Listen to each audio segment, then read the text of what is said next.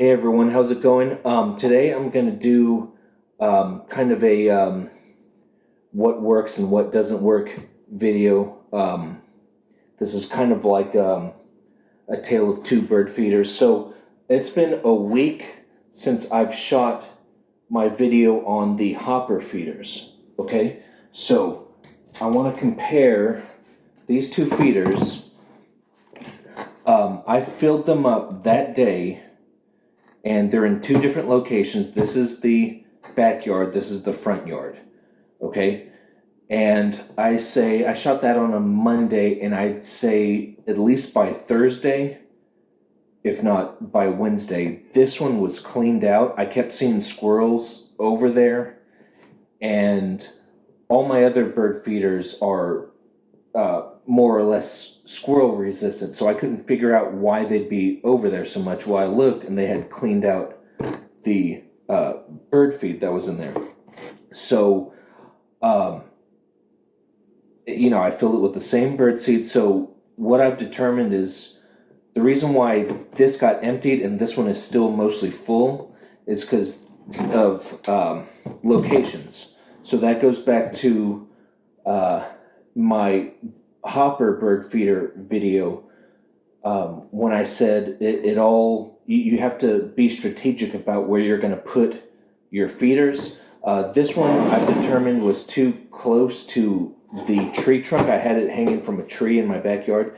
It was too close to the tree trunk that the squirrels could just reach over and eat the feed. This one is hanging outside my living room window. And they both have baffles on top so that a squirrel can't jump to the top of them. So to get to this one, a squirrel has to be on the windowsill and jump up to this one. Well, I normally catch it, when they're thinking about making that jump. I normally catch them, and I can run and like jiggle the doorknob, and they usually run off when they hear me coming. So even when a squirrel does attempt to get to this one, I can usually stop it before it happens. And as you can see, it's still mostly full. So I've also reached the conclusion that this Wild Delight Sizzle and Heat, it does not really work. The squirrels were able to clean out that wooden hopper feeder in a matter of days. And this one is still mostly untouched. So not only does this, I find that it doesn't keep squirrels away, but the cardinals who it was meant for, they don't really particularly like it that much either. So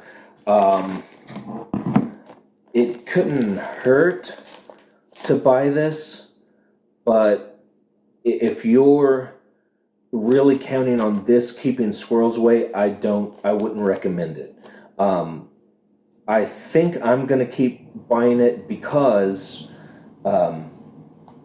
it couldn't hurt, and the cardinals will still eat it.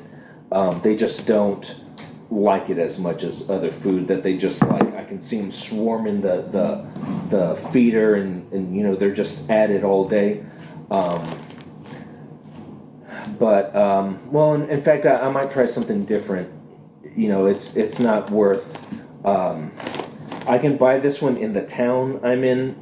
The other ones I want to try, I have to order online. So I guess it's if I'm in a pinch, I can buy this, go down the road and buy this. But I think I'm going to try different ones that I can get online. So that also brings me to this that I recommended, I think, in the same video, the Cole's Flaming Squirrel Seed Sauce. I don't think this works. I think this is the last bottle I'm going to buy. This is the second one I've tried. I just don't think it keeps squirrels away. It'll keep squirrels away for a day or two, but I don't know if it loses its heat or not.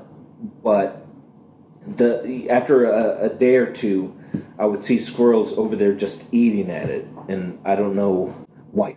Also, this makes you cough, it makes you sneeze. If you get it on your skin, like I said in the video, it'll put a burn on your skin. I put like a cigarette burn looking burn on my arm from this stuff.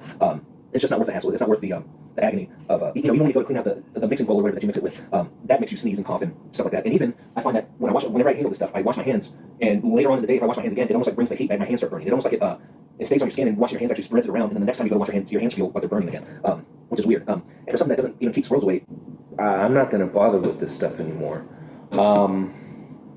So that is what to do, what not to do. I'm still learning, just like you guys, but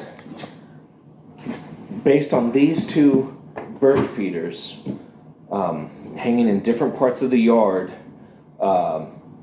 baffles on both of them, what I've determined is this was hanging too close to the trunk of a tree. The branch wasn't out far enough, and this was hanging in front where I could, even if a squirrel attempted it, I could scare it away before it got onto the feeder.